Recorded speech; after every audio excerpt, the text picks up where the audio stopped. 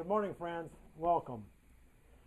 There is no nobler ideal than that expressed in the first objective of the Theosophical movement, which is to form the nucleus of a universal brotherhood of humanity.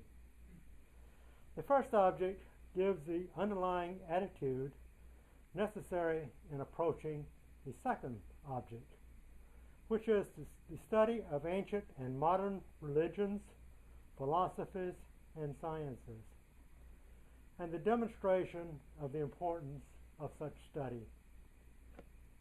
Pursuing the second object results in eventually sensing the importance of the third object, which is the investigation of the unexplained laws of nature and the psychical powers latent in man. Our attention is drawn to the simultaneous evolution of man and nature, to the importance of the laws governing the occult universe, and to man's vital place in the universal scheme.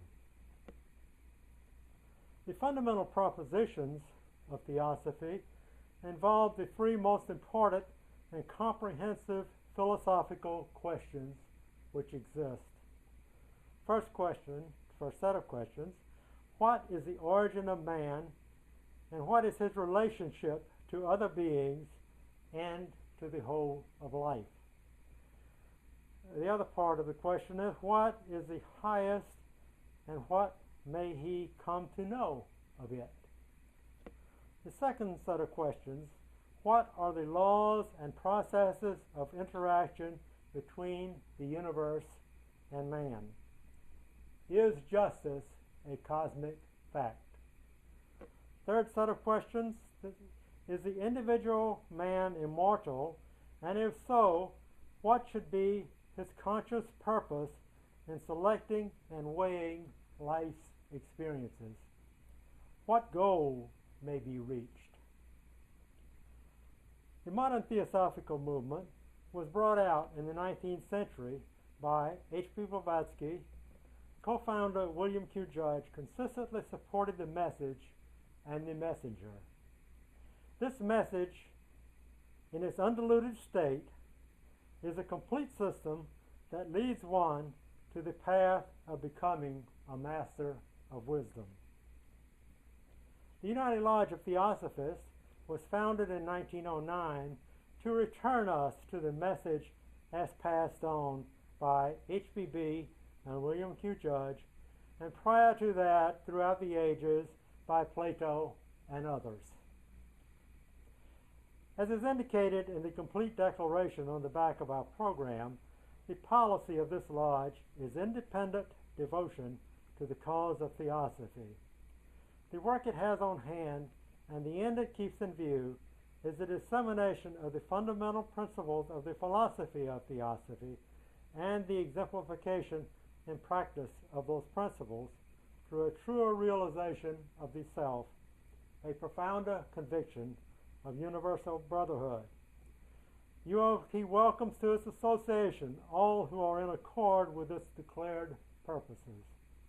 All are encouraged to test every part of the philosophy against their own intuition and the laws of nature, and in so doing to make theosophy a living power in themselves. May each of us study, help, and teach others, and assimilate. As one of a worldwide network of ULTs, we gather here in the Washington, D.C. suburbs at Suite 230, 4865A Cordell Avenue, Bethesda, Maryland, every Sunday at 11 a.m. to discuss a particular topic. Every first and third Sunday of each month at 12:30 p.m., we are now reading and discussing the ocean of theosophy. You can get more information on our website at www.ultdc.org, or way better yet, by coming to our meetings, which are open to all. Each lodge being sustained by students to the degree they make commitments to themselves only. There are no admission charges. and the only tie that binds us is similarity of aim, purpose, and teaching. Our reading today is from the Voice of the Silence, starting on page 6. 3 halls, O weary pilgrim, lead to the end of toils. 3 halls, O conqueror of Mara, will bring thee through 3 states into the 4th, and thence into the 7 worlds, the worlds of rest eternal. If thou wouldst learn their names, then hearken and remember. The name of the first hall is ignorance, avidya. It is the hall in which thou sawest the light, in which thou livest and shall die. The name of hall the second is the hall of learning. In it thy soul will find the blossoms of life, but under every flower a serpent coiled. The name of the third hall is wisdom, beyond which stretch the shoreless waters of Akshara, the indestructible fount of omniscience. If thou wouldst cross the first hall safely, let not thy mind mistake the fires of lust that burn therein for the sunlight of life. If thou wouldst cross the second hall safely, stop not stop not the fragrance of its stupefying blossoms to inhale. If freed thou wouldst be from the karmic chains, seek not for thy guru in these myopic regions. The wise ones tarry not in pleasure grounds of senses. The wise ones heed not the sweet-tongued voice of illusion. Seek for him who is to give thee birth in the hall of wisdom, the hall which lies beyond, where all shadows are unknown, and where the light of truth shines in unfading glory.